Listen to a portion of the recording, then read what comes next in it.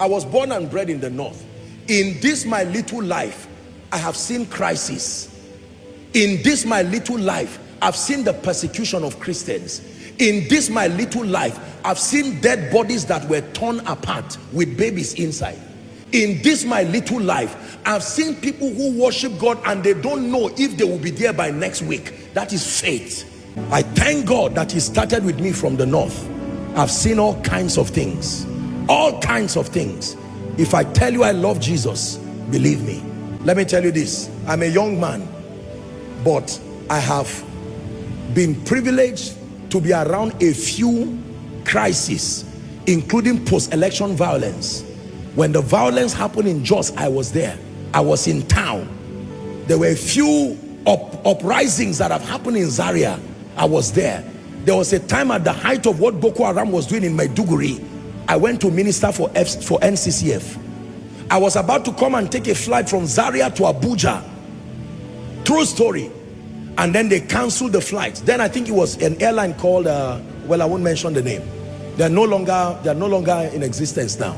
But then they were there. I remember the driver, I asked him, I said, can you go to Maiduguri? Because the believers were happy. Nobody was going there for justifiable reason. I mean, you could die. And I told them, I said, I'm coming. It was the NCCF that time. I said, I will come. I told the man, I said, can you take me by road? He told me how much I will pay. I said, let's go. I passed Kano. It was less than 1 hour when there was a bomb blast. And I didn't stop the journey. We went to a place called Potiskum. And there they had closed because the military were protecting those areas. I'm not saying that to command sympathy. I'm saying somewhere in the journey of your life, you will be faced with a situation where you will choose between Jesus and this life.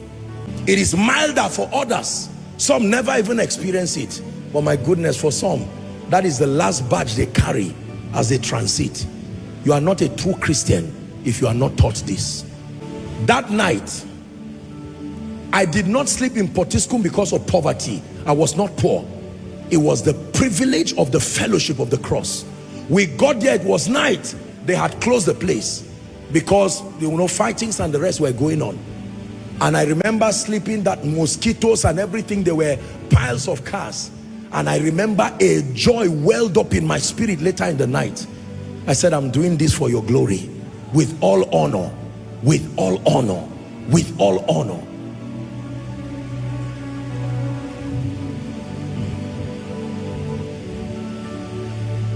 Is someone learning? I have decided to follow Jesus. I have decided, old song, but very powerful. I have decided to follow Jesus. No turning back, no turning back. I have decided to live for Jesus. I have decided to live for Jesus. I have decided to live for Jesus. No turning back, no turning back. I have decided to walk with Jesus. I have decided to walk with Jesus. I have decided to walk with Jesus. No turning back.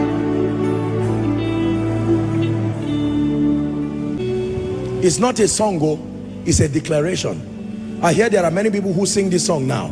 I hope that the people who sing it are ready to die for Jesus. If not, don't sing it yet. Keep it first. The day you die, then you can sing it. You die to your flesh. Many people sing it and it's just a jamboree.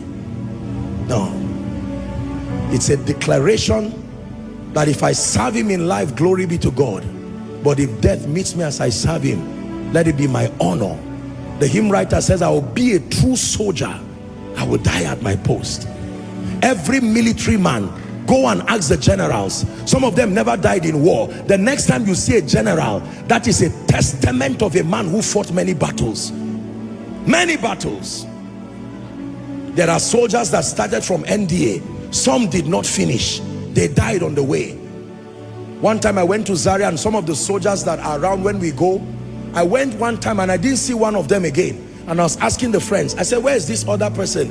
And they all looked at one another and they said, he's gone. They went for an operation and they did not make it. The same way it is in the military. Some die in battle, others survive, but they carry injuries. Others, as generals, you stand there, you see no finger again. It went. Others live until they retire. Others die. That's why they hold them in honor. There are military men in hospitals today because they fought for our nation. That's how it is in the kingdom. Some will start, others have gone, like Dr. Miles Monroe. Oh dear, others have gone. Some finished, some in active battle, because those who should support them were busy wasting their time, showing success and competing. Others stood alone in battle and they died. Today is our turn. I wish I can talk to young men who are doing ministry. This is ministry, not preaching, not Greek, not Hebrew. No turning back. No turning back. Not conferences. No, sir. Not suits and designers. Thank God for those. Not how many members. Not just flying private jets. No. To die. I thank God that he started with me from the north. I've seen all kinds of things. All kinds of things. If I tell you I love Jesus, believe me.